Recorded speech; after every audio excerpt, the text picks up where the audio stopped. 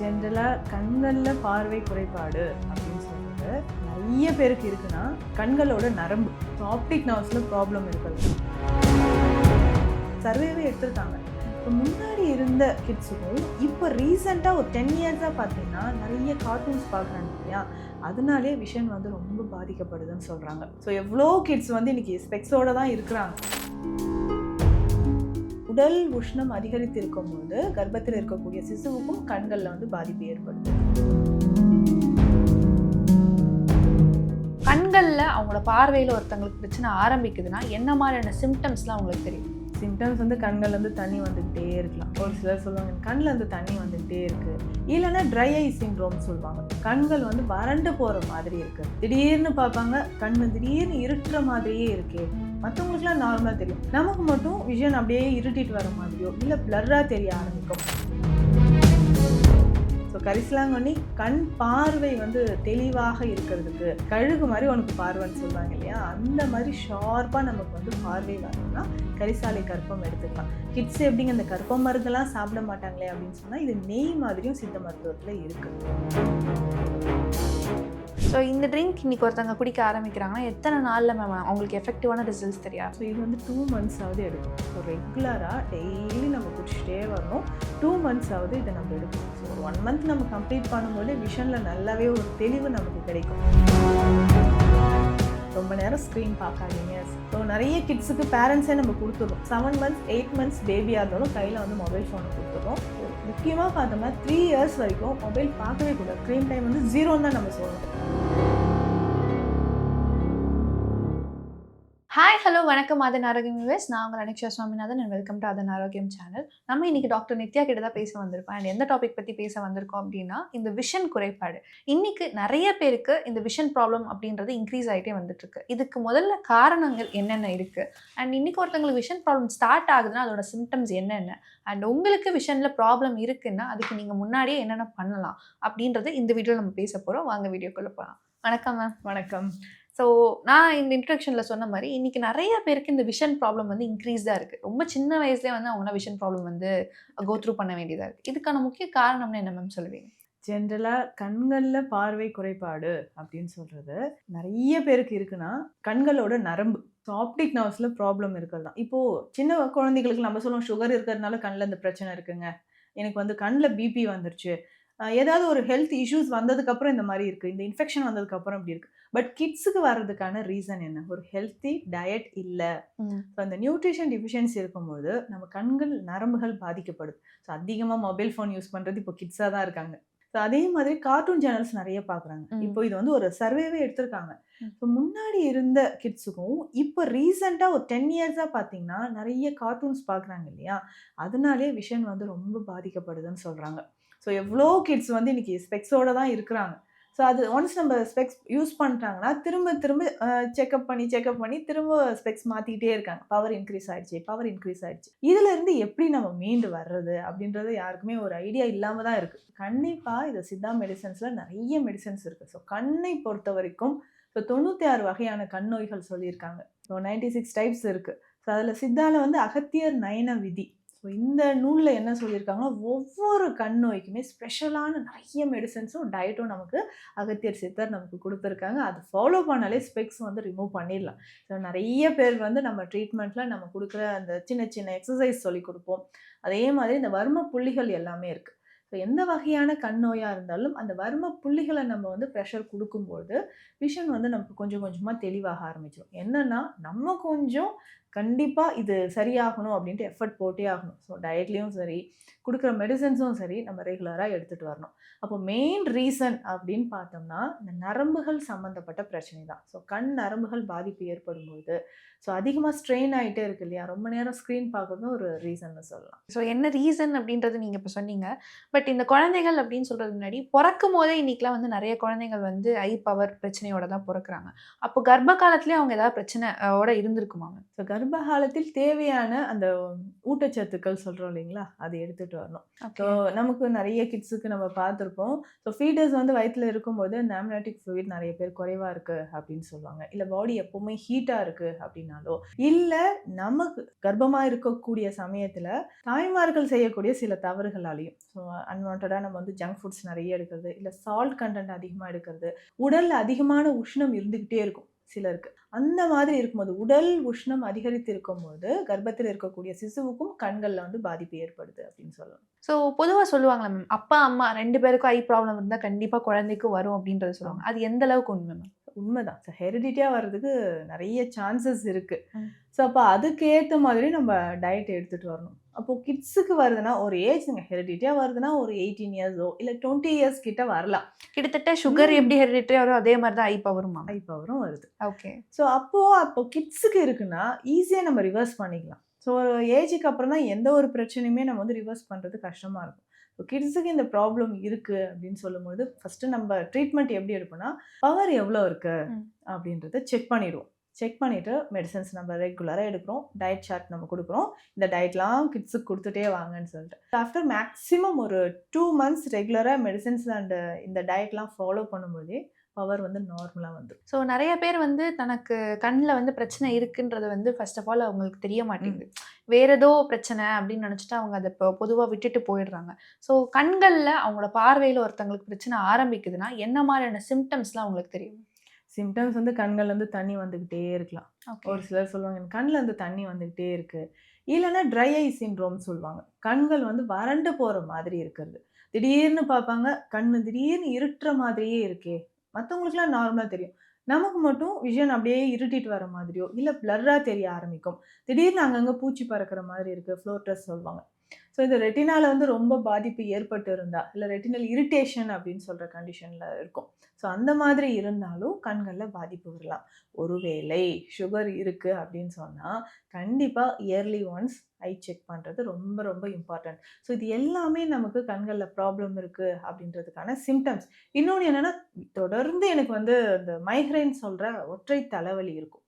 அதே மாதிரி பேக்ல ஸோ ஹாஸ்பிட்டல் போன்ல அதாவது நம்மளுடைய பின் மண்டையில வலி இருந்துகிட்டே இருக்கிறது சொல்லுவாங்க. ஸோ இது எல்லாமே கண்கள் ஏதோ ப்ராப்ளம் இருக்கு அப்படின்னா, இப்போ இந்த மாரி சிம்ப்டம்ஸோட போனாலே டாக்டர் சொல்லிடுவாங்க. ஐ செக் பண்ணி பார்த்துருங்க. பவர் எவ்வளோ இருக்குன்னு செக் பண்ணீங்க அப்படின்னு சொல்லுவாங்க.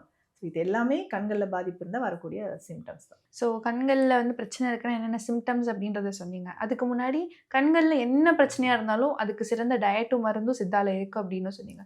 இன்னைக்கு ஒருத்தவங்க கண்ல பிரச்சனை ஆரம்பிச்சிருச்சு. ஆர் அவங்களுக்கு கண் பார்வை வந்து நல்லபடியா இருக்கணும் அப்படின்னா, என்ன மாரியான டயட் பிராக்டிஸ் மேம் எடுத்துக்கணும்? ஸோ பொதுவா எல்லாருமே சொல்றது தான். விட்டமின் ஏ இருக்கக்கூடிய ஃபுட்ஸ் நெறைய சாப்பிடுங்க அப்படின்னு சொல்லுவோம். ஸோ பொதுவா நல்ல கலரா எல்லோ கலர்ல இருக்கக்கூடிய ஃபுட்ஸும், நல்ல ரெட் கலர்ல இருக்கக்கூடியது எல்லாமே கண்களுக்கு ரொம்ப ரொம்ப நல்லதுன்னு சொல்லலாம். ஸோ அது பப்பாளி ரொம்ப முக்கியமானது. ஸோ பப்பாளி யாருமே சாப்பிட மாட்டாங்க. பட் கண்ணுக்கு ரொம்ப முக்கியமான ஒரு ஃப்ரூட் அப்படின்னா பப்பாளி சொல்லலாம். மேங்கோஸ் நம்ம எடுத்துக்கலாம். எல்லாருக்குமே தெரிஞ்ச கேரட்ஸ். ஸோ இதுல எல்லாமே அதிகமா விட்டமின்ஸ் நிறைஞ்சிருக்கு. இத தாண்டி கீரை வகைகள். ஸோ கீரைகள் அப்படின்னு சொல்லும்போது குழந்தைங்க ஓட ஆரம்பிச்சுருவாங்க. ஸோ நம்ம தான் சின்ன வயசுலேருந்து அது கொடுத்து பழக்கணும். முக்கியமா இந்த கண் ஒளிக்காக நம்ம சித்தர்கள் சொன்ன முக்கியமான ஒரு கீரை வகை தான் கரிசலாங்கண்ணி. ஸோ கரிசலாங்கண்ணி கண் பார்வை வந்து தெளிவாக இருக்கிறதுக்கு, கழுகு மாரி உனக்கு பார்வைன்னு சொல்லுவாங்க இல்லையா? அந்த மாரி ஷார்ப்பா நமக்கு வந்து பார்வை வரணும்னா, கரிசாலை கற்பம் எடுத்துக்கலாம். கிட்ஸ் எப்படிங்க இந்த கற்பம் மருந்தெல்லாம் சாப்பிட மாட்டாங்களே அப்படின்னு சொன்னா, இது நெய் மாதிரியும் சித்த மருத்துவத்தில இருக்கு. ஸோ அப்ப நெய் மாதிரி இந்த கரிசாலை நெய்ய டெய்லி காலையிலயும், நைட்டும் ஒரு 10 எம்எல் ரெகுலரா குடுத்துக்கிட்டே வரணும். ஸோ 1 மண்டலம் அப்படின்னு சொல்லுவோம். 48 நாட்கள். ஸோ ரெகுலரா இந்த கரிசலாங்கண்ணி நெய்ய பயன்படுத்திக்கிட்டே வரும்போது, கண் பார்வை நல்ல தெளிவாகிறத நம்ம பார்க்க முடியுது. அதே மாரி தான் இரவு நேரத்தில நம்ம தூங்குறதுக்கு முன்னாடி, அதே நெய் மருந்து. இதில முக்கியமாக திரிஃபலா நெய் அப்படின்னு சொல்றோம். இந்த திரிஃபலா நெய்ய கண்கள சுத்தி நல்லா அப்ளை பண்ணிக்கிறோம். ஸோ அந்த மாதிரி டெய்லி ரெகுலரா பண்ணிக்கிட்டே வரும்போதும், கண்களுக்கு ரொம்ப குளிர்ச்சி தரக்கூடியதாக இருக்கும். சந்திர தரிசனம் அப்படின்னு சொல்லுவோம். எப்படி சண்டேல நம்ம இருக்கிறோமோ, இந்த பௌர்ணமி அன்று சந்திர தரிசனம் ரொம்ப முக்கியமானது. ஸோ ஒரு 3 டூ 5 மினிட்ஸ் டைரக்ட்டா நம்ம வந்து சந்திரன பார்க்கறது ரொம்ப ரொம்ப பெஸ்ட்டா இருக்கும். அதே மாதிரி கண்கள் அதிகமா ஸ்ட்ரெயின் ஆகாம இருக்கிறதுக்கு நம்ம என்ன பண்ணலாம்னா, இந்த வெள்ளை நந்தியாவட்ட மலர்கள் இருக்கு இல்லைங்களா? இப்போ கண்களுக்கு மேல நம்ம வெள்ளரிக்காய் வைக்கிறோம் இல்லைங்க? அதே மாதிரி நந்தியாவட்டை மலர்கள கண்கள நல்லா மூடிட்டு, கண்கள்ல வச்சுட்டு ஒரு ஒயிட் கிளாத்ல கட்டிடணும். ஸோ டெய்லி ஒரு 10 மினிட்ஸ் இப்படி பண்ணும்போதே கண்களில் இருக்கக்கூடிய நரம்புகள் நமக்கு நல்லா ஸ்ட்ரென்தன் ஆக ஆரம்பிக்கும். ஸோ நிறைய பேர் வந்து கேட்பாங்க, கண்களில் இந்த மருந்து விடலாமா, அது விடலாமா? கண்களை பொறுத்த வரைக்கும் டாக்டர் கன்சல்ட் பண்ணிட்டு தான் நீங்கள் எந்த வகையான மருந்தாக இருந்தாலும் எடுக்கலாம். மற்றபடி எல்லாமே எக்ஸ்டர்னல் யூஸாக நம்ம யூஸ் பண்ணிக்கலாம். ஸோ டயட்டை பொறுத்த வரைக்கும் நீங்கள் கேட்ட மாதிரி இந்த ஃப்ரூட்ஸில் வந்து இது எல்லாமே ரொம்ப முக்கியமானது. அதே மாதிரி இந்த மில்லட்ஸில் குதிரைவாலி அரிசி, இந்த குதிரைவாலி அப்படின்னு சொல்கிறது ரொம்ப முக்கியமானது. நம்ம உடலில் சின்ன சின்ன நரம்புகள்லாம் இருக்குது பார்த்தீங்களா, அதே மாதிரி ரத்த ஓட்டம் சீராக இருப்பதற்கும், ஸோ ஆர்ட்ரிஸ் வந்து நார்மலாக இருக்கிறதுக்கும் இந்த குதிரைவாலி ரொம்ப பெஸ்ட்டு. ஸோ டெய்லியுமே ரெகுலராக இதில் நம்ம வந்து ஃபுட் ரெடி பண்ணி சாப்பிட்டுக்கலாம். ஓகே. ஸோ என்ன மாதிரி ஃபுட் ஐட்டம்ஸ்னு சொன்னீங்க. ஃபுட் ஐட்டம்ஸ்லாம் தாண்டி இப்போ இருக்க கல்ச்சர் வந்து எல்லாமே ட்ரிங்க், ஜூஸ் இதில் தான் இருக்காங்க. ஸோ இந்த ஒன் ட்ரிங்க் நீங்கள் குடிச்சிங்க அப்படின்னா கண்டிப்பாக இந்த கண் பிரச்சனைகளுக்கு ஒரு தீர்வு கிடைக்கும் அப்படின்னா என்ன மாதிரியான ட்ரிங்க் மேம் சொல்லுவீங்க? ஸோ நம்ம குடிக்கிற மாதிரி இருக்கணும், எல்லாரும் ஈஸியாக கன்சியூம் பண்ணுறதுக்கு அப்படின்னு பார்த்தோம்னா, நம்ம வந்து இந்த கரிசலாங்கண்ணி பொடி வாங்கி வச்சிடணும் ஃபஸ்ட்டு. டெய்லி இந்த ஜூஸில் இது கொஞ்சம் மிக்ஸ் பண்ணி நம்ம குடிக்கலாம்.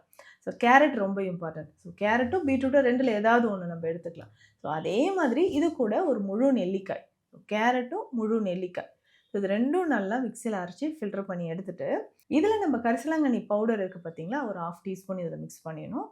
இதனோட நம்ம நாட்டு சர்க்கரை கொஞ்சம் சேர்த்தணும். இது கிட்ஸுக்கு கொடுக்கும்போது ஈஸியாக அவங்க எடுத்துப்பாங்க. கொஞ்சம் ஸ்வீட்டும் நம்ம ஆட் பண்ணியிருக்கோம். ஸோ அடல்ட்ஸ் குடிக்கும்போது ஸ்வீட் இல்லாமல் குடிச்சிக்கலாம். ஸோ டெய்லி ரெகுலராக இந்த ஜூஸ் குடிச்சிட்டே வரலாம், கேரட்டோ இல்லை பீட்ரூட்டோ. ஆனால் கண்டிப்பாக நெல்லிக்காய் இதில் இருக்கணும். இதில் முக்கியமாக பார்த்தீங்கன்னா பாவனை நெல்லிக்காய் அப்படின்னு சொல்கிற மெடிசனும் கண்ணுக்கு வந்து ரொம்ப ரொம்ப சிறப்பானது. இதில் சித்தால இன்னும் நிறைய மருந்துகள் இருக்குது. ஸோ நேத்திரப்பூண்டு தைலம் சொல்லுவாங்க, சீதேவி செங்கல் நீர் தைல வகைகள் சொல்லுவாங்க, நெய் வகை மருந்துகள் நான் சொன்ன மாதிரி இன்னும் நிறைய மருந்துகளும் இருக்குது. ஸோ இந்த ட்ரிங்க் நீங்கள் சொன்னது வந்து எந்த டைம் எடுத்தால் இது ரொம்ப எஃபெக்டிவாக மேம் இருக்கும்? ஸோ இந்த ட்ரிங்க் டெய்லி காலையில் எம்டி ஸ்டொமக்கில் தான் எடுக்கணும்.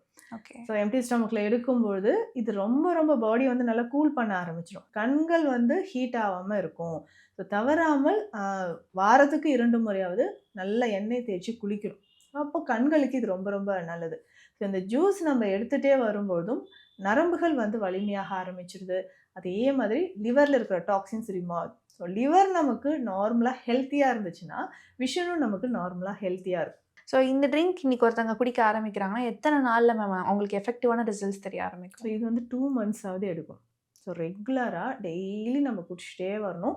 2 மந்த்ஸாவது இதை நம்ம எடுக்கணும். ஸோ ஒரு 1 மந்த் நம்ம கம்ப்ளீட் பண்ணும்போது விஷனில் நல்லாவே ஒரு தெளிவு நமக்கு கிடைக்கும். அதே மாதிரி நைட்டு தூங்குகிறோம் அப்படின்னா சீக்கிரமாக தூங்கிடணும். லைட் எல்லாம் ஆஃப் பண்ணிவிட்டு மொபைல் ஸ்க்ரீன் பார்த்துக்கிட்டே இருப்பாங்க. ஸோ அது என்ன பண்ணுன்னா ஆப்டிக் நர்வை சிவியராக டேமேஜ் பண்ணிடுது. ஸோ அதனால் நல்ல இருட்டில் மொபைல் ஃபோன் பார்க்குறதையும் நம்ம அவாய்ட் பண்ணுறது பெஸ்ட்டு. ஸோ இன்றைக்கி ஒருத்தவங்க கண்ணாடி போட்டிருக்காங்க, அவங்க வந்து இந்த கண்ணாடி வந்து ரிமூவ் பண்ணாமல் அவங்க அடுத்தடுத்து செக்கப் போகிறாங்க, வேறு பவரில் கிளாஸஸ் வாங்கிட்டே இருக்காங்க. ஸோ அப்படி இருக்க ஒரு பர்சனுக்கு கண்ணாடி இல்லாமல் அவங்களால பேக் டு லைஃப் நார்மலாக இருக்க முடியுமா? கண்டிப்பாக வரலாம். பட் எந்த அளவுக்கு அவங்களுக்கு பவர் இருக்குது அப்படின்னு ஃபஸ்ட்டு செக் பண்ணிடணும். ஸோ டயட் இது மட்டும் இல்லாமல் இன்னும் ஸ்பெஷல் டயட்டும் சித்தால இருக்கு இல்லையா? ஸோ எந்த அளவுக்கு அவங்க ப்ரோட்டீன் எடுக்கணும், எவ்வளோ இயர்ஸ் தான் நீங்கள் கண்ணாடி போட்டிருக்கீங்க அப்படின்றதெல்லாம் நம்ம செக் பண்ணிடணும். ஸோ செக் பண்ணிவிட்டு ரெகுலராக இதை நம்ம ஃபாலோ பண்ணிட்டே வரணும். இப்போ தான் நம்ம வந்து என்ன பண்ணணும்னா அந்த எக்ஸசைஸ், ஸோ ஐபால் எக்ஸசைஸ் நம்ம பண்ணுறது ரொம்ப பெஸ்ட்டாக இருக்கும். கண்களை சுற்றி இருக்கக்கூடிய வர்ம புள்ளிகள், அதே மாதிரி உள்ளங்கை உள்ளங்காலில் இருக்கக்கூடிய வர்ம புள்ளிகள், ஸோ டெய்லி ரெகுலராக இதை வந்து ஆக்டிவேட் பண்ணிட்டே இருக்கணும். ஒரு நாளைக்கு ஒரு 15 மினிட்ஸ் ஸோ இதை ஃபாலோ பண்ணிக்கிட்டே வந்தோம்னா நம்ம வந்து ஒரு 2 மந்த்ஸ்க்கு ஒன்ஸ் பவர் செக் பண்ணிக்கலாம். So 2 months once power check பண்ணும்போது அது கொஞ்சம் கொஞ்சமாக நமக்கு நார்மலுக்கு வந்துடும். இப்போ கண்களுக்கு எக்ஸசைஸ் அப்படின்றத சொன்னீங்களா மேம்? இன்னைக்கு எல்லாருமே பண்ணக்கூடிய பொதுவான 3 எக்ஸசைஸ்னால் நீங்கள் என்ன மேம் சொல்லுவீங்க? கண்களுக்கு ரொம்ப ரொம்ப ரொம்ப பெஸ்ட்டான எக்ஸசைஸ் இருக்குது. என்னென்னா நல்லா ஸ்ட்ரைட்டாக உக்காந்துடணும். ஸோ நல்லா காத்தோட்டமான இடத்துல ஃப்ரீயாக காலை நேரத்தில் இது பண்ணுறது ரொம்ப பெஸ்ட்டாக இருக்கும். ஸோ ஐபால் வந்து நல்லா ரொட்டேட் பண்ணுறது. ஸோ நல்லா ரைட் சைடு வந்து ரொட்டேட் பண்ணுறது, அதே மாதிரி லெஃப்ட் சைடு ரவுண்டாக ரொட்டேட் பண்ணுறது. ஸோ இது ஒரு 10 டைம்ஸ், ரைட் சைடு ஒரு 10 டைம்ஸ் அண்ட் லெஃப்ட் சைடு ஒரு 10 டைம்ஸ். ஸோ இந்த மாதிரி டெய்லி ரெகுலராக பண்ணலாம். Up and down movements. நிறைய பேர் என்ன பண்ணுவாங்கன்னா கையில் ஏதாவது ஒரு ஆப்ஜெக்டை வச்சுட்டு அதை ஃபோக்கஸ் பண்ணுவாங்க. ஸோ அது கொஞ்சம் நேரம் பண்ணுவோம், அதுக்கப்புறம் நம்ம டயர்ட் ஆகிடும். ஸ்டார்டிங்கில் அப்படி பண்ணலாம். அதுக்கப்புறம் ஐபால் வந்து நார்மலாக இந்த மூமெண்ட்ஸ் பண்ணிக்கிட்டே வரணும். So right and left up and down movement. So இது வந்து பேசிக்காக பண்ணக்கூடியது தான். அதுக்கப்புறம் பார்த்தோம்னா நல்ல ஒரு அகல் விளக்கில் நெய் விட்டு பஞ்சு திரி போட்டு தீபம் ஏற்றி ஒரு 3 to 5 மினிட்ஸ் அந்த தீபத்தையே நம்ம பார்க்குறது. ஸோ இதில் நெய் இல்லைனாலும் விளக்கெண்ணெய் ஊற்றிக்கலாம். ஸோ கண்களுக்கு வந்து அது குளிர்ச்சி தரக்கூடியதாக இருக்கும். ஸோ கிட்ஸ்க்கு வந்து அது ஃபோக்கஸ் பண்ண மாட்டாங்க. நம்ம வந்து கொஞ்சம் ஃபோக்கஸ் பண்ணுங்கன்னு சொல்லி அதை ஃபோக்கஸ் பண்ணும்போது கண்களுக்கு இது குளிர்ச்சியாக இருக்கும்னு சொல்லலாம். ஸோ இது வந்து டெய்லி காலையில் ஒரு 5 to 7 மினிட்ஸோ ஒரு 3 to 5 மினிட்ஸோ நம்ம ரெகுலராக இதை ஃபாலோ பண்ணிக்கிட்டே வரலாம். அதுக்கப்புறம் இந்த எக்ஸசைஸ் முடிச்சுட்டு இந்த ஜூஸ் குடிச்சிடலாம். அதுக்கப்புறம் கரிசாலை கற்பம் நம்ம ஃபாலோ பண்ணிட்டு வரலாம். அதுக்கப்புறம் நெய் வகையான மருந்து. ஸோ இது வந்து ரொட்டீனாக நம்ம என்ன நடந்தாலும் சரிங்க 60 டேஸ்க்கு நான் இதை ஃபாலோ பண்ணுறேன் அப்படின்னு சொன்னால் கண்டிப்பாக நிச்சயமாக பவர் வந்து நமக்கு நார்மலுக்கு வந்து. ஸோ இன்னைக்கு ஒருத்தவங்களோட கண் பார்வைக்கு டேமேஜ் எதுவும் ஆகக்கூடாது அப்படின்னா அவங்க பண்ண வேண்டிய 3 விஷயங்கள்லாம் நீங்கள் என்ன மேம் சொல்லுவீங்க? ஸோ முக்கியமாக நான் திரும்பவும் சொல்கிறது, ரொம்ப நேரம் ஸ்க்ரீன் பார்க்காதீங்க. ஸோ நிறைய கிட்ஸுக்கு பேரண்ட்ஸே நம்ம கொடுத்துட்றோம். 7 months 8 months பேபியாக இருந்தாலும் கையில் வந்து மொபைல் ஃபோனை கொடுத்துட்றோம்.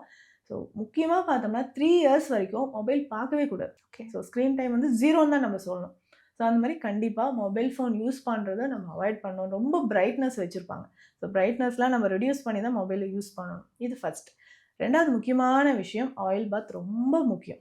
இன்னைக்கு எல்லாமே அதை மறந்துட்டு வரோம். வீக்லி ஒன்ஸ் ஆவது நல்லெண்ணெய் தேய்ச்சி நம்ம நல்லா குளிச்சுட்டு வரும்போது கண்களுக்கு இது இதம் தரக்கூடியதாக இருக்கும். அடுத்து உணவு முறைகளில் இதெல்லாம் சாப்பிடணும். அதிகமான சால்ட் கண்டென்ட் இருக்கிறத அவாய்ட் பண்ணிடணும். ஆயிலி ஃபுட் அவாய்ட் பண்ணணும். நல்ல ப்ரிசர்வேட்டிவ்ஸ் இருக்கிற ஃபுட்ஸ். டோட்டலாகவே இந்த ஃபுட்ஸ் என்ன பண்ணுன்னா நம்ம பாடியில் இருக்கக்கூடிய நர்வ்ஸ் அண்ட் மசில்ஸை வந்து டேமேஜ் பண்ணுது. இதனாலேயே கண்கள்லையும் பாதிப்பு வருது. ஸோ இந்த ஃபுட்ஸ் எல்லாமே நம்ம அவாய்ட் பண்ணிடணும். ஸோ இன்றைக்கி கண் பிரச்சனையில் என்னென்ன வகைகள் இருக்குது, அதோட சிம்டம்ஸ் என்ன, அண்ட் ஒருத்தங்களுக்கு கண் பார்வையில் ஏதாவது ஒரு பிரச்சனை வருதுன்னா என்ன மாதிரியான டயட் எடுத்துக்கணும்னு எல்லாமே தெளிவாக எக்ஸ்பிளைன் பண்ணிட்டீங்க. நான் கேட்ட எல்லா கேள்விக்கும் பொறுமையாக பதில் சொன்னதுக்கு ரொம்ப ரொம்ப நன்றி மேம். தேங்க்யூ. தேங்க்யூ.